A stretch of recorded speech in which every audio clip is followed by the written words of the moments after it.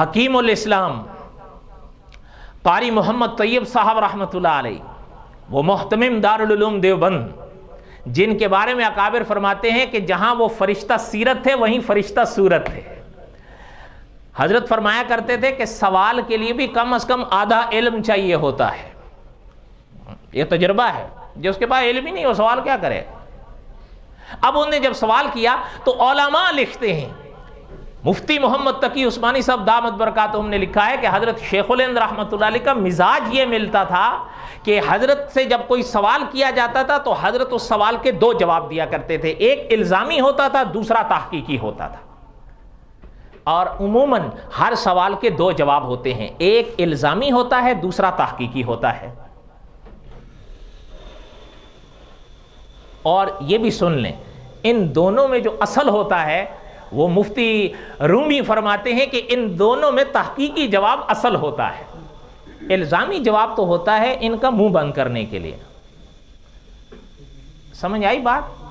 یہ ویسے اشارہ کیا ہے، وہ کیا کہتے ہیں، آکھا تینوں تے سناواں، آکھا تینوں تے سناواں مل سامنے یہ بیٹھے ہوئے، اس لیے میں دور ادھر کیوں جاؤں۔ اس لیے اصل تو ان دونوں جوابوں میں ہوتا ہے تحقیقی، لیکن کبھی کبھی الزامی جواب سے سامنے والے کا ذہن کھل جاتا ہے۔ مثال کے طور پر ایک بات مجھے یاد آئی ضمن میں، ربط تو نہیں ہے لیکن بہرحال مجھے یاد آئی کہ آپ نے شاید نام سنا ہو، جہاں حضرت شیخ الہند مولانا محمود الحسن رحمۃ اللہ علیہ یہ دارالعلوم دیوبند کے پہلے طالب علم تھے، ایک اور عالم گزرے ہیں اس زمانے میں، مولانا محمد یعقوب نانوتوی رحمۃ اللہ علیہ، یہ دارالعلوم دیوبند کے پہلے شیخ الحدیث تھے۔ موقع نہیں ہے ورنہ میں آپ کو تعارف کراتا۔ ہمارے آپ کے ملک میں ایک مولانا انوار الحسن شیر کوٹی گزرے ہیں رحمۃ اللہ علیہ، انہوں نے سیرت یعقوب و مملوک لکھی ہے حضرت کے اوپر، مستقل کتاب۔ خیر، جو بات سنا رہا تھا، حضرت کے پاس ایک شخص آیا، سنیے گا بات، آ کر انہوں نے کہا حضرت ایک مسئلہ آپ سے پوچھنا ہے۔ حضرت نے فرمایا پوچھو۔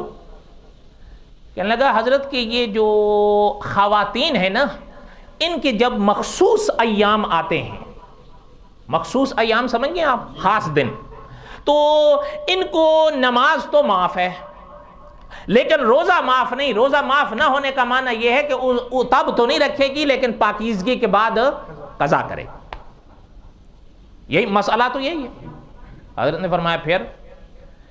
کہنے لگے وجہ سمجھ میں نہیں آ رہی، نماز معاف ہے روزہ معاف نہیں، یا پھر روزہ معاف نہیں تو نماز معاف ہے، یا تو دونوں معاف ہونے چاہیے تھے یا دونوں معاف نہیں ہونے چاہیے تھے۔ سمجھ میں آئی یا نہیں؟ مسئلہ اس کو پتا تھا، حکمت پتا نہیں تھی۔ نہیں سمجھ آئی بات آپ کو؟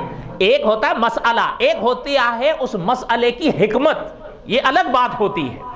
اچھا، اب میں آپ سے دل لگتی بات کہیے گا، اللہ تعالیٰ نے آپ کو بھی فہم بخشا ہے، آپ کے لیے ہمارے لیے مسئلہ زیادہ ضروری ہے یا حکمت جاننا زیادہ ضروری ہے؟ مسئلہ۔ اب حضرت رحمت اللہ علیہ نے، مولانا یعقوب نانوتوی تھے نا، یقین کریں آپ نے نام سنا ہوگا مولانا اشرف علی تھانوی رحمت اللہ علیہ، یہ مولانا اشرف علی تھانوی کے بھی استاد تھے۔ حضرت نے یوں دیکھا، حضرت نے فرمایا کہ قیامت کے دن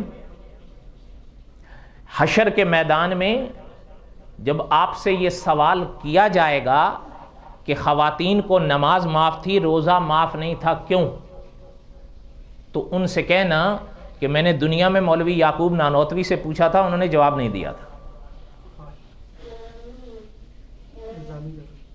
نہیں سمجھ آئی بات؟ لگتا ہے آپ لوگوں کے اوپر سے گزر گئی ہے، جس کو آئی ہے وہ ہاتھ کھڑا کرے، بس دو چار کو۔